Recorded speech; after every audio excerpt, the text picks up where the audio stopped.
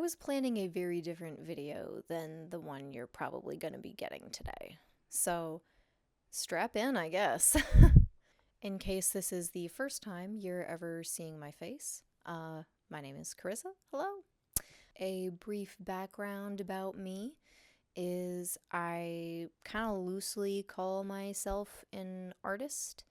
That means I express myself through a lot of different ways. Primarily, I am a photo artist. I take pictures of things, sometimes myself, sometimes street photography. I did kind of raise myself in show photography, so I have a lot of live music events that I've done, and that really taught me a lot about the medium of photography. It really opened the doors to how I perceive movement, but also music. Always been a very transformative and emotional experience for me to shoot at shows. So it's definitely one of my favorite things that I do. Another thing that I do as far as photography goes is self-portraiture. I'm also a filmmaker. I have been working on a very big project for the past few years.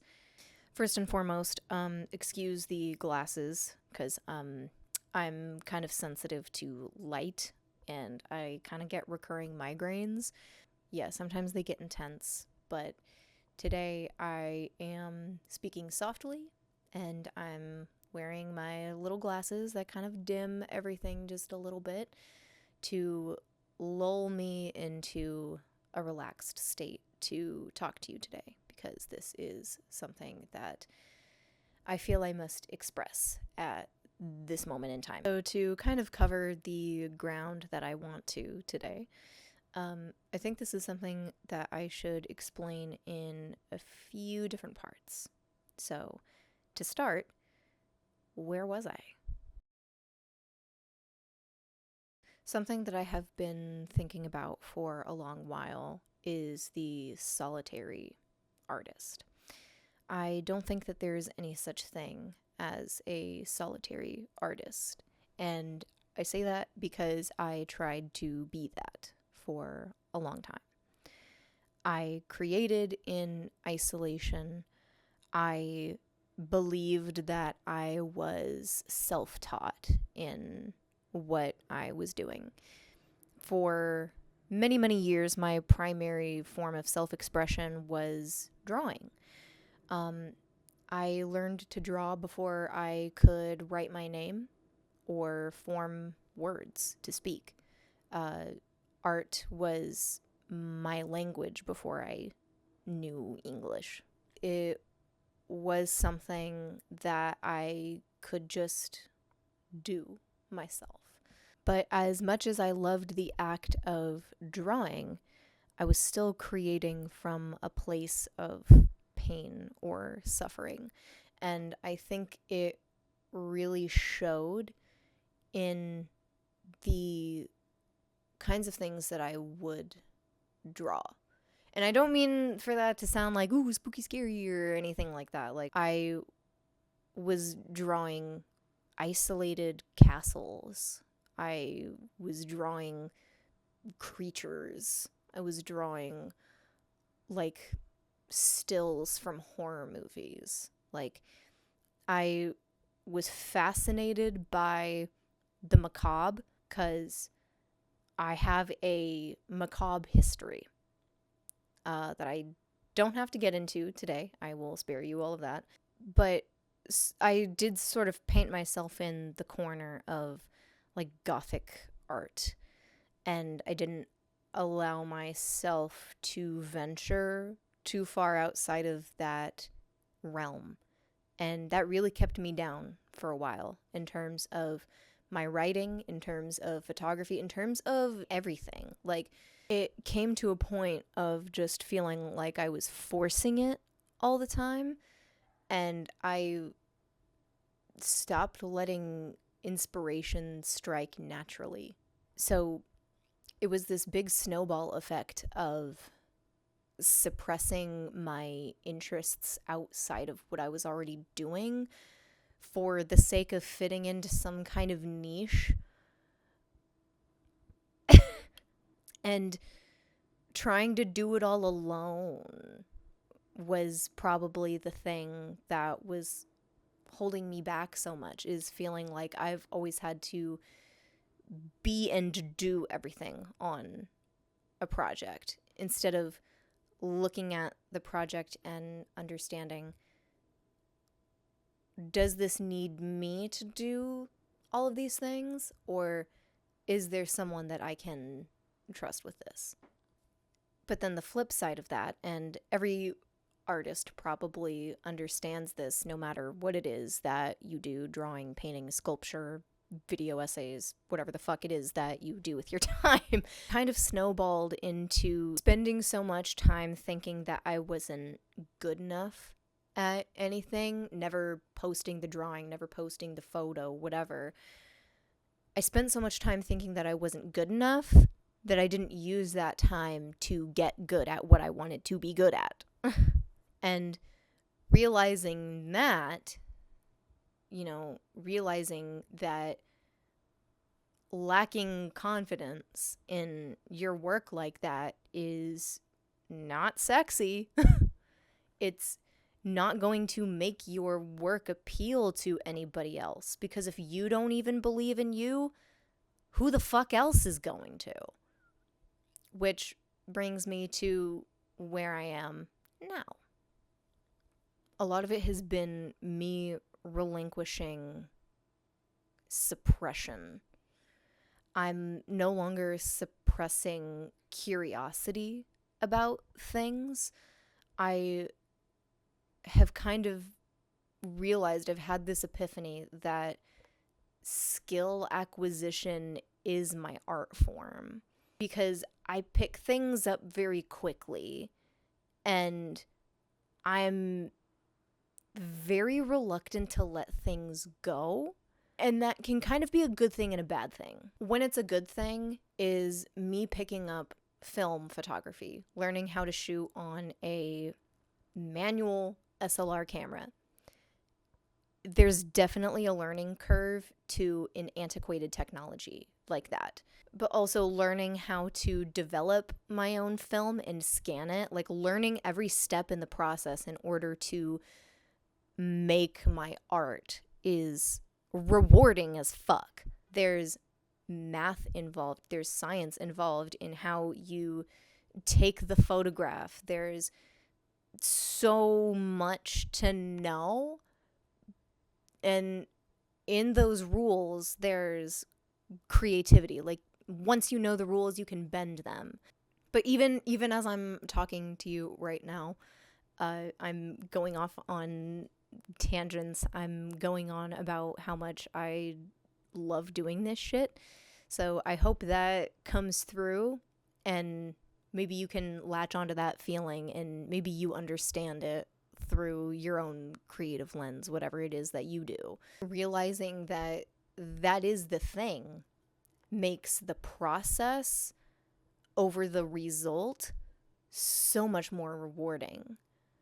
And even if a photo doesn't come out, if a roll of film I shoot and develop and scan turns out to look like dog shit, I don't care, because I had fun doing it and I learned something. Learning is the art. And so once you let learning be your guide, once you let yourself admit that I don't know shit about fuck, everything becomes creative. A lot of this is sounding like really stupid philosophical, and I don't care. Just let me be like weird art lady on YouTube. But so it's these little things that I pick up from creative acts in my day-to-day that kind of snowball into these tools that help me stay consistent with bigger projects that I'm shooting towards. And it was the mindfulness practice that I adopted at work that helped me to focus on things that felt really fucking hard, like the documentary project I have been working on for a few years now. When I began the project, it was March of 2023, and as of recording this video, it is now February of 2026.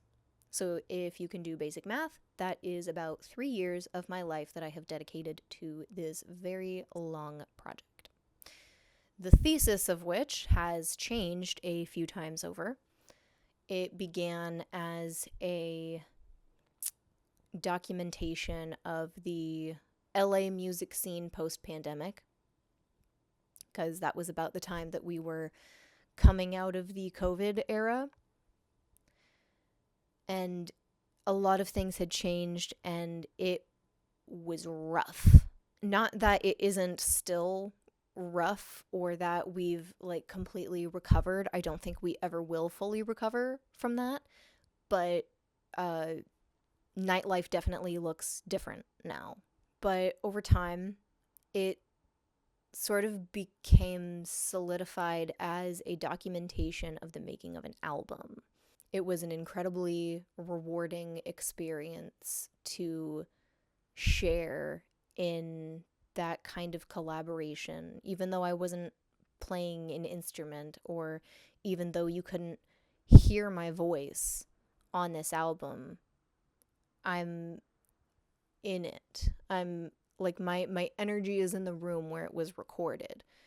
I am sad to say it won't take the shape that I had thought it would, because there are extenuating circumstances that are outside of my control that have led me to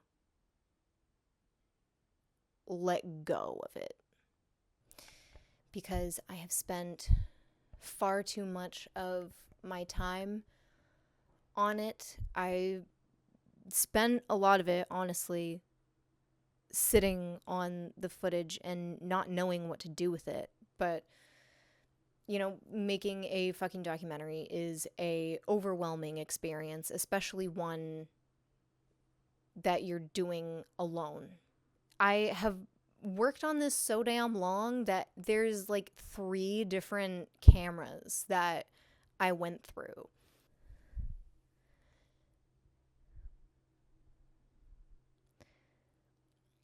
I can't hold on to it anymore because I can't be the only one who cares about it.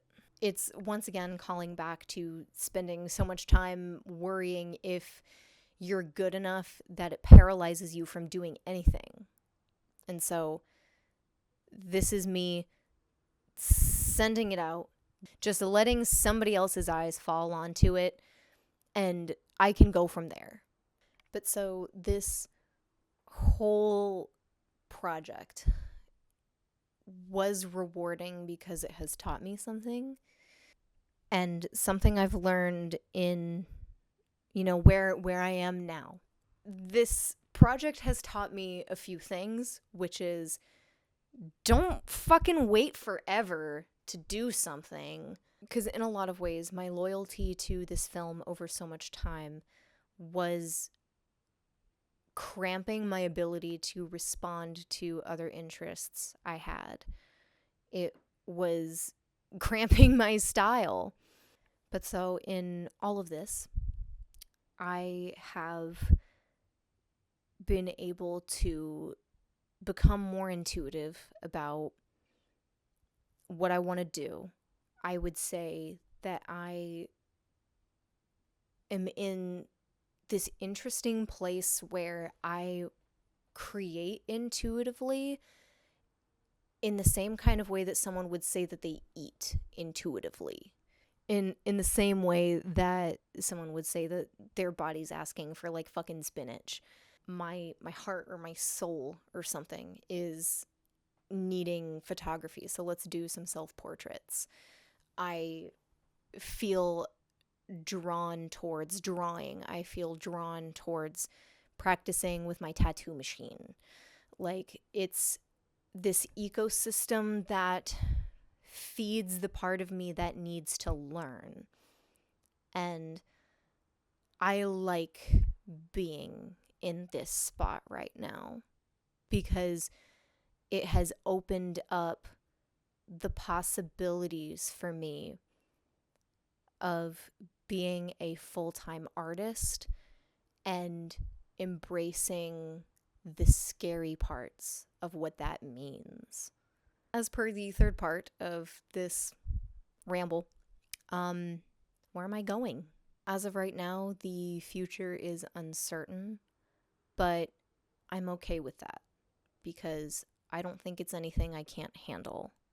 And after all is said and done, that I'm here to create for the purpose of the learning process. It's learning to love what art can teach you and learning to create for the love of the craft as opposed to trying to transmute suffering into joy. You don't have to suffer for your art. You don't have to suffer for your art. You don't have to be actively in pain to have something to say. And this does come at a time where there is a lot of pain and suffering in the world. And I don't want to discount the importance of taking that suffering and making it into something joyful, something that has the propensity to heal someone. There's space for that.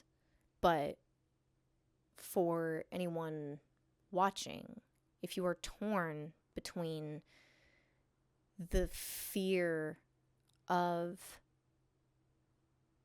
diving in and letting yourself suck before you're good at something, letting the process be the art itself by relinquishing control of what the result is and just letting yourself feel around in the dark, you're gonna find some cool shit there, is kind of all I want to say to that.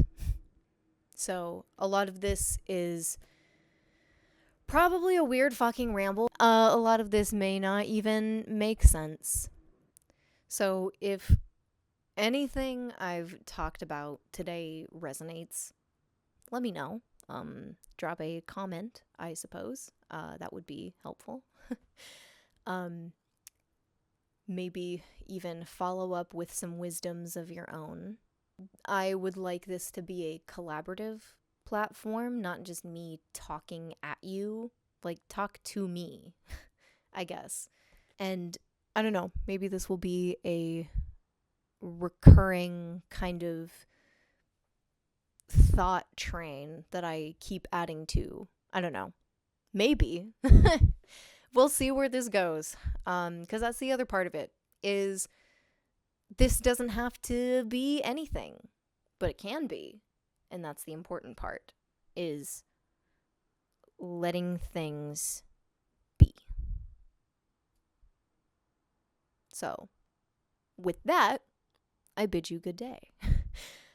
Your objective for the day is to go for a walk. Bonus points if you either A, pick up a piece of trash, or B, walk to your nearest take a book, leave a book, and leave a book. Don't just take one. So, that being said, have a good one, and I'll see you around.